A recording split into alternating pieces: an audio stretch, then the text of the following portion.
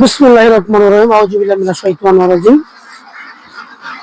আমি Mecca Medina থেকে বলছি। আমার পরিচয় আগে দিই যে আমি খায়রুল ইসলাম, গ্রাম পুটিরিকোনা, থানা মদন, জেলা নেত্রকোনা। দর্শক, দেশে এবং দেশের বাইরে যারা আমার ভিডিওগুলো আপনারা দেখতেছেন,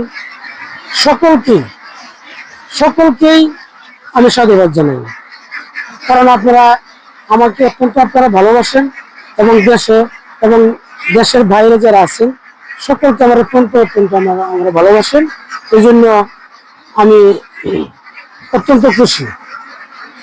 দর্শক, আমার এখানে যে হাঁসগুলো আপনারা দেখতেছেন, হাঁস হচ্ছে খাকি ক্যাম্বেল এবং জিঞ্জি। বিষয়টা হচ্ছে খাকি ক্যাম্বেল এবং জিঞ্জি হাঁস আসলে ডিমের জন্য অত্যন্ত ভালো। আমি যদি বলি বাংলাদেশে মানে এই দুটো জাতি হলো ডিমের জন্য পছন্দ ভালো। যে কারণ হচ্ছে খাকি ক্যাম্বেল জিঞ্জির উপরে কোনো হাঁসের চিকিৎসার ডিম কোনো হাঁসে দেয় না। আসলে আমরা গ্রাম এলাকা থেকে আমরা গ্রামের ভাষায় কথা বলি, যে কথার মাধ্যমে যদি কোনো ভুল থাকে আপনারা ক্ষমা দৃষ্টিতে দেখবেন। আমরা খাকি ক্যাম্বেল এবং জিঞ্জির হাঁস সেটা হলো ডিমের আমরা রাজা নিচ্ছি, কারণ এই হাঁসটা ডিমের জন্য অত্যন্ত ভালো।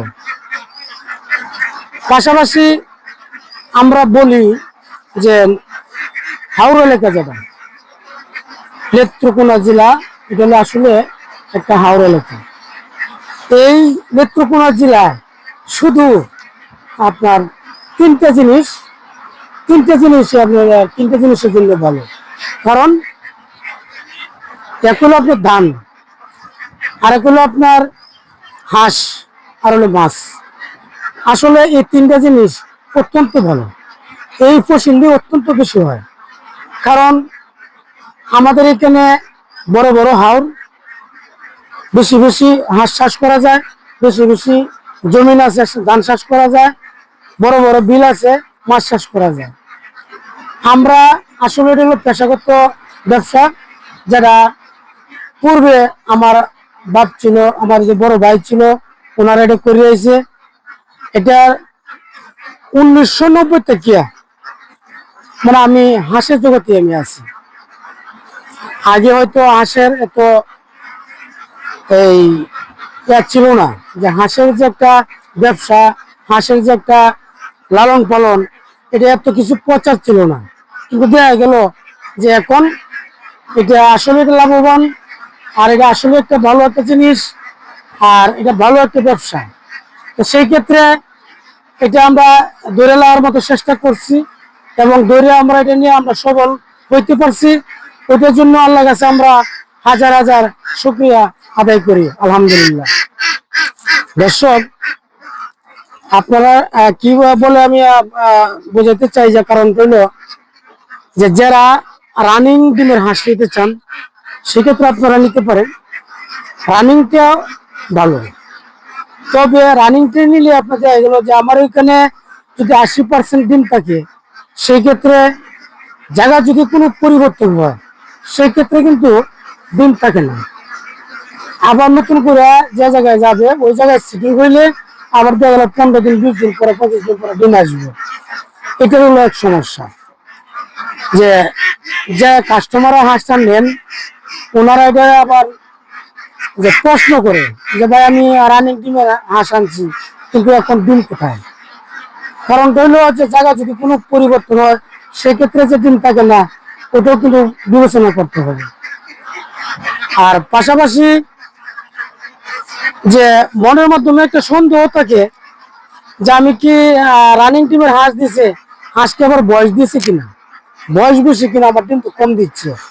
কিন্তু হাঁসের ডিমটা হচ্ছে হাঁসের মুখে কিভাবে একটা গাভীরা যদি আপনার ছানা এবং ঘাস অত্যন্ত ভাবে খাওয়ান, সেক্ষেত্রে আপনার গাভীর দুধ দেয় বেশি। একটা হাঁস তেমন, একটা হাঁসের যদি আপনি সঠিক মতো না লালন পালন করতে পারেন, সঠিক খাদ্য দিতে পারেন, তাহলে আমরা সে ডিম দিতে হবে। হাঁসের বয়স যদি আপনি বলেন যে 0 থেকে শুরু করিয়া কম কম, যে আমরা কম কম ধরে নিব যে 2.5 বছর সে একভাবে ডিম দিবি, এখানে কোনো সন্দেহের কোনো কিছু নাই, এখানে কেউ দোষার কোনো কারণ নেই।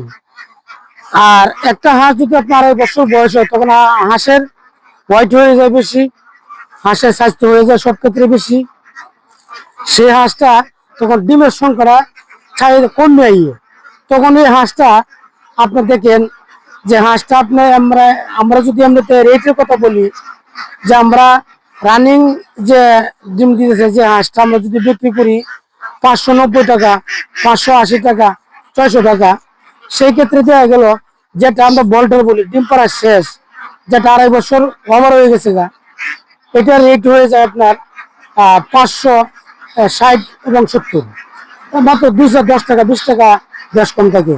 তাহলে এখানে একটা পালয়ের পাঠিয়ে দেওয়ার কোনো প্রশ্নই আসে না। কারণ হলো যে আমি 10 টাকা 20 টাকার জন্য একটা হাঁস আমি পালয়ে পাঠিয়ে দিই, যারা ডিম পাড়াইতে চায় ওনারা দেওয়ার কোনো প্রশ্নই নেই। কারণ হচ্ছে এটা আমি মাংসের জন্য আমি রেডি আমি বিক্রি করতে পারি। তাই এখানে বিষয়টা হচ্ছে যে আপনারা যারা মনে সন্দেহ থাকে, তাহলে আপনারা যারা ডিমের মুখোমুখি সেই হাঁসটা আপনারা নিতে পারেন।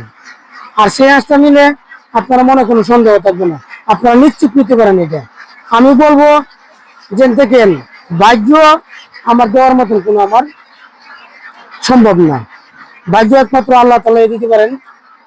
আমি আপনারা জিনিস দিতে পারবো, জিনিস আপনারা দেখতে শুনিয়ে নেবেন, আর যা কথা থাকবে কথার অনুসারে নেবেন। কথার থেকে যদি কোনো কম বেশি হয় সেটা জবাবই করবো আমি।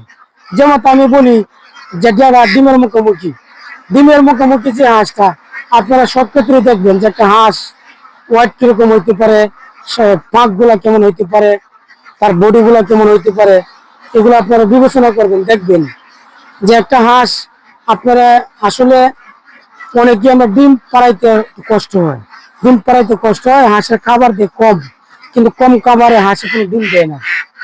একটা হাঁসের প্রচন্ড পরিমাণ খাওয়াইতে হবে। হাঁসটা যদি খাদ্যগুলোর পরিমাণটা ঠিক থাকে, আমি আশাবাদী যে সে ডিম দিতে হবে হবে হবে। তো যাই হোক দর্শক, আমি আর কথাগুলো বাড়াইবো না, আমি শেষ পর্যায়ে এসে গেছি। আপনারা যারা নতুন খামার করতে চান, আপনারা ডিমের মুখোমুখি হাঁস নেন, আপনার জন্য ভালো হবে।